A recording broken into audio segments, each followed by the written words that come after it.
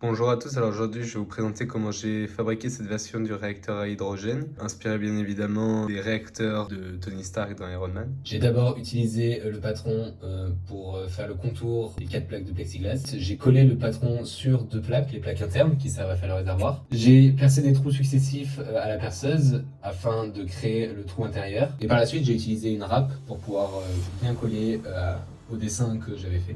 J'ai découpé 2 plaques dans une tôle d'acier inoxydable pour faire l'anode et la cathode. Donc voilà toutes les parties pour mon réacteur à hydrogène, composé en 4 parties de plexiglas. Sur les faces là, on colle du coup l'anode et la cathode, faites en acier inoxydable. Par-dessus, on a une première plaque pour le réservoir et pour les deux. Et après, il suffit juste de refermer l'un par-dessus l'autre. On a du coup ici l'électrolyse qui va se produire. Pour faire le filtre, j'utilise du papier à poncer, le plâtre, parce que du coup ça va permettre aux bulles qui vont rentrer par le petit trou là de passer dans du coup le filtre fait par ces bandes là, et le papier perforé va permettre d'éclater les bulles qui se forment à la sortie du réacteur, et pour qu'il n'y ait plus que du gaz en sortie ici. J'ai utilisé avec un petit tube en aluminium de diamètre 6 que j'ai taraudé, donc il se situera là. Ici j'ai un trou pour mettre une vis, c'est pour remplir le réservoir du coup de liquide,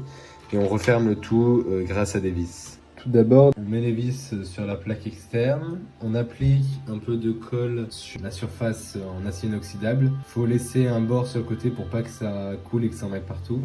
Par expérience, ce genre de tube de colle est le meilleur, sèche très rapidement et est très résistant. Il faut juste tout de même faire attention avec ce genre de tube de colle car ça sèche extrêmement vite, donc si on se rate, il faut tout décoller pour recommencer. Du coup, les vis elles vont servir à faire un rail, parce que du coup on va pouvoir positionner la plaque de telle manière à ce que la plaque après elle soit parfaitement positionnée au bon endroit. Avec ce genre de pince, du coup, on va pouvoir maintenir la plaque en acier inoxydable pour le temps que ça sèche, mais c'est plutôt rapide.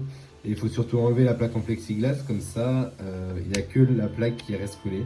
Et après, on pourra faire un beau collage de la plaque en plexiglas pour qu'il n'y ait aucune fuite. J'ai appliqué la colle et je l'ai collée. Du coup, maintenant, il faut attendre quelques minutes. Et après, du coup, on pourra passer à l'étape suivante. Lors du collage, il faut bien faire attention à mettre de la colle tout autour des trous pour les vis.